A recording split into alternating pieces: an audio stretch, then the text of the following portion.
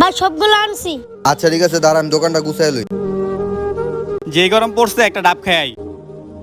ভাই আমার একটা ডাব দেন তো। আচ্ছা ঠিক আছে ভাই, আপনি ওই পাশে দাঁড়ান, আমি পিছিয়ে দিয়ে একটা ডাব পাঠাইতেছি। ওই পিচ্ছি বাইরে যাই, ডাবটা দিয়ে আয়। আচ্ছা ঠিক আছে ভাই। এই যে ভাই আপনার ডাব। আরে কোন অন্ধরে যে পাঠাইছে এদিক দে। ভাই মালিকে কইছে টাকাটা নিয়ে যাইতে, আপনি খান আমি দাঁড়াই। আচ্ছা ঠিক আছে তুই এনে দাঁড়া। ভাই ডাব কি মজা? হ মিষ্টি আছে ডাব। ঠিক আছে ভাই। কিরে তোর ডাবের কয় টাকা হইছে? ভাই 70 টাকা হইছে। আরে এই অন্ধার কি বুঝবো। এলো তোর ডাবের টাকা, যাই আমি। ভাই আমি আইছি এই লোন টাকা।